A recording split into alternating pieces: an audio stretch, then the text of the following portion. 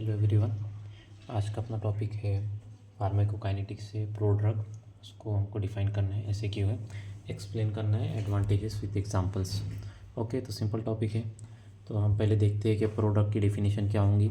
तो प्रोडक्ट क्या होता है, एक इनएक्टिव और लेस एक्टिव क्या होंगे। एक तो इनएक्टिव होंगे या less active form of a drug that is metabolize in the body to its active form to exert is therapeutic effect. यानी हमारा जो प्रोडक्ट क्या होता है, एक तो इनएक्टिव होगा या लेस एक्टिव होगा, इसकी वजह से हमको क्या उसको जब वो मेटाबोलाइज होगा बॉडी में तो क्या हो जाएगा, एक्टिव फॉर्म आ जाएगा उसका, और फिर उसकी वजह से हमारे थेरापेटिक इफेक्ट आएंगे। तो अब हम प्रोडक्ट क्यों देंगे, उसके एडवांटेज देखेंगे। और पहले तो है इम्प्रूव बायो अवेलेबिलिटी।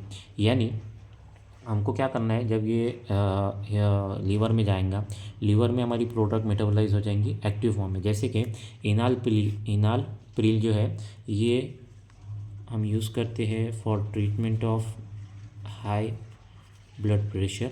ये क्या होता है, एसी इनिबिटर होता है, यानी एंजियोटेंसिन कन्वर्टिंग एंजाइम जो लंग के द्वारा सिक्रेट करता है, लंग जो सिक्रेट करता है तो उसका इनिबिटर होता है, तो इनालप्रिल। तो ये क्या है, ये प्रोड्रग है। ये क्या है, प्रोड्रग। जब हम इसे इनालप्रिल को देते हैं तो ये किस में कन्वर्ट होता है, enalaprilat which is a poorly absorb if given directly. यानी अगर हम प्रिलैट देंगे तो ये क्या होगा, पुअरली एब्जॉर्ब होगा, जिसकी वजह से हमारा जो थेरेपेटिक इफेक्ट है वो नहीं आएगा। इसलिए हम क्या करते हैं, इनालप्रिल देते हैं, जिसकी वजह से वो कन्वर्ट होगा इनालप्रिलैट में, जिसकी वजह से हमारा जो थेरेपेटिक इफेक्ट है वो हमारे को ज़्यादा आएगा। सेकंड है रिड्यूस साइड इफेक्ट। यानी जो अब जैसे कि हम एग्जांपल देख लेते हैं पहले, साइक्लोफॉस्फामाइड। ये क्या होता है, activated in cancerous tissue, minimize harm to the normal tissue. यानी अगर हमने इसका प्रोडक्ट नहीं दिया, तो अगर हमने इसको डायरेक्टली एक्टिव दे दिया तो ये जहाँ जहाँ भी एब्जॉर्ब होगा तो उस सेल को क्या करेगा, वो डैमेज करेगा। तो हम चाहते हैं कि भाई ये डैमेज ना हो, जो हमारा ड्रग है it should be convert to the active form only at the target site. यानी कि जैसे मैं बोला कि आपको साइक्लोफॉस्फामाइड जो है, अगर हम इसे नॉर्मली दे दें, अगर हम इसे एक्टिव फॉर्म में दे दें तो ये नॉर्मल सेल्स को भी जो है ये हार्म पहुंचाएगा। तो हम ये नहीं चाहते, इसलिए हम क्या करते हैं, साइक्लोफॉस्फामाइड को जो है एज अ प्रोडक्ट देते हैं, जिसकी वजह से ये जो है कैंसरस टिश्यू में जाके एक्टिव हो और कैंसरस टिश्यू को ही किल करे, बाकी किसी और टिश्यू को कोई हार्म ना पहुँचाए। देन थर्ड इसका यूज़ है इन्हांस सॉल्युबिलिटी। अब हम देखते हैं कि सॉल्युबिलिटी जो है, तो फॉस्फिनेटॉइन जो है ये वाटर सॉल्युबल प्रोडक्ट ऑफ फिनेटॉइन है, अलाउस आईवी एडमिनिस्ट्रेशन। यानी हम क्या चाहते हैं कि हमारी जो ड्रग है वो ज़्यादा से ज़्यादा सॉल्युबल रहे और ज़्यादा से ज़्यादा उसका थेरेपेटिक इफेक्ट आए। इसलिए हम क्या करेंगे, जो फिनाटॉइन है, फिनाटॉइन को हम एज अ प्रोडक्ट जो है फॉस्फिनेटाइन देंगे, जो हमारा वाटर सॉल्युबल होगा और जिसकी वजह से हमारा जो थेरेपेटिक इफेक्ट आएगा वो ज़्यादा आएगा। और ये वाटर सॉल्युबल होने की वजह से फॉस्फिनेटॉइन हम इसको आईवी एडमिनिस्ट्रेशन दे सकते हैं। तो हम आईवी एडमिनिस्ट्रेशन जब देंगे तो डायरेक्ट सिस्टमिक सर्कुलेशन में पहुंच जाएगा और फिर सिस्टमिक सर्कुलेशन में भी एक्टिवेट हो जाएगा, जिसकी वजह से हमारा जो एंटीप्लेक्टिक ड्रग है वो ज़्यादा इफेक्टिव होगा। इसलिए हम जो है इसकी स्टेबिलिटी और उसकी जो सॉल्युबिलिटी बढ़ाने के लिए हम प्रोडक्ट को यूज़ करते हैं। देन फोर्थ वन जो है टारगेटेड ड्रग डिलीवरी। यानी जैसे कि जहाँ ड्रग की ज़रूरत है हम वहीं पे डिलीवर करेंगे। एग्जांपल के तौर पर sulfasalazine activated in the colon for treating inflammatory bowel disease. यानी ये जो है ये भी सल्फासेलाजाइन जो है ये जो है डायरेक्ट कोलन में ही जाके एक्टिवेट होगा, दूसरे टिश्यूज़ में एक्टिवेट नहीं होगा। मतलब जो हमारा टारगेटेड टिश्यू है या जो भी टारगेट साइट है तो वही जाके एक्टिव होगा हमारा प्रोडक्ट, जिसकी वजह से जो उसका थेरेपेटिक इफेक्ट होगा वो ज़्यादा होगा। Fifth one is a prolong duration of the action. यानी हमको जो उसका एक्शन है उसको ज़्यादा करना है तो हम क्या करते हैं, जैसे कि लियोडोपा है।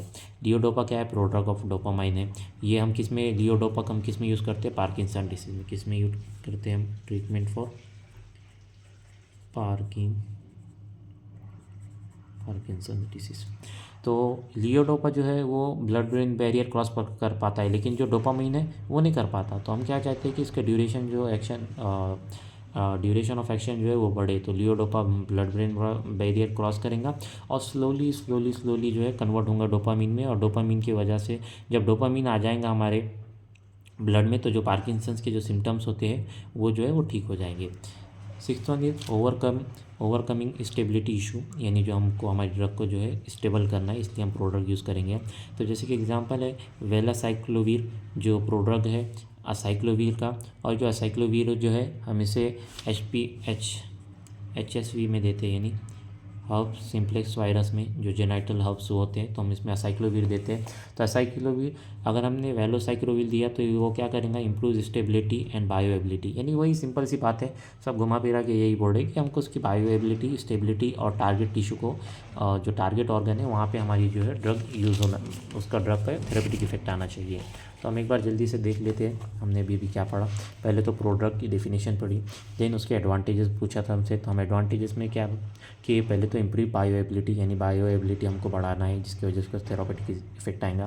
तो हम एग्जांपल के तौर पे जैसे कि बीपी है, तो अगर हमको बीपी कंट्रोल करना है तो हम इनालपिरिल देते हैं। इनालपिरिल में जो है अगर ये प्रोड्रग है इनालपिरेट का, यानी कि एक्टिव फॉर्म है इनालपिरिलैट, तो ये अगर हम इनालपिरिलैट डायरेक्ट ही दे देंगे तो जो है वो पुअरली एब्जॉर्ब होंगी, और पुअरली एब्जॉर्ब होने की वजह से उसका थेरेपेटिक इफेक्ट नहीं आएगा, इसलिए हम इनालपिरिल देते हैं जो जल्दी से एब्जॉर्ब और मेटाबोलाइज होकर उसका एक्टिव फॉर्म में हो जाता है इनालपिरिलैट में, जिसकी वजह से हमारा थेरेपेटिक इफेक्ट आता है। सेकंड है रिड्यूस साइड इफेक्ट, यानी हमको साइड इफेक्ट जो है दूसरे टिश्यूज़ को हमारे हार्म नहीं पहुंचना चाहिए, जैसे कि कैंसर थेरेपीज़ के जो ड्रग्स होते हैं साइक्लोफॉस्फामाइड, तो हम चाहते हैं कि भाई बस कैंसर टिश्यू को की दे तो नॉर्मल सेल्स को कोई हार्म ना पहुंचे, इसलिए हम जो है इसको साइक्लोफॉस्फामाइड जो है एज अ प्रोडक्ट यूज़ करते हैं जो सिर्फ एक्टिव होता है कैंसर टिश्यू में, नॉर्मल टिश्यू को कोई हार्म नहीं पहुंचाएगा। थर्ड वन इनहांस सॉल्युबिलिटी, यानी हमको उसकी सॉल्युबिलिटी, अगर हमको किसी की सॉल्युबिलिटी बढ़ाना है यानी हमको आईवी देना है तो हम क्या चाहते हैं कि भाई इसकी सॉल्युबिलिटी ज़्यादा हो, तो फॉस्फोफिनेटाइन देते हैं जो बाद में मेटाबोलाइज होकर फिनोटाइन बन जाता है, जो मतलब एपिलेप्सी में हम इसके ट्रीटमेंट के तौर पर यूज़ करते हैं। Fourth one is target drug delivery, हम चाहते हैं कि जो हमारा ड्रग है वो डायरेक्ट टारगेट के ऊपर डिलीवर हो जाए तो और दूसरे टिश्यूज़ को कोई हार्म ना पहुंचे बेसिकली। तो जो सल्फासेलाजाइन जो है वो डायरेक्ट कोलन में ही जाके एक्टिव होगा, जिसकी वजह से इन्फ्लेमेटरी बाउल डिसीज़ जो है वो क्योर हो जाएंगी। Fifth prolong duration of the action, तो हम चाहते हैं कि हमारा जो ड्रग है उसका एक्शन जो है लॉन्ग लास्टिंग रहे, मतलब जो ज़्यादा देर तक चले, हमको बार बार देने की ज़रूरत ना पड़े।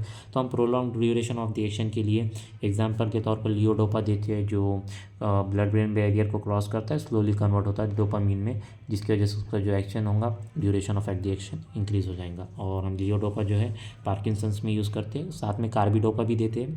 और sixth one is overcoming stability issue, यानी जो हमारी ड्रग है वो शुड बी स्टेबल, जिसकी वजह से इसकी बायोएबिलिटी ज़्यादा होंगी, उसका थेरेपेटिक इफेक्ट ज़्यादा होगा। तो वेलासाइक्लोविर हम इससे याद रख सकते हैं जो प्रोड्रग है असाइक्लोवीर की, और असाइक्लोवीर जो है वो हर्ब सिम्प्लेक्स वायरस में हम यूज़ करते हैं, मतलब जब जेनाइटल हर्ब्स होते हैं तो हम उसमें असाइक्लोवीर देंगे, और असाइक्लोवीर को किस फॉर्म में देंगे, product form of the valacyclovir. So thank you.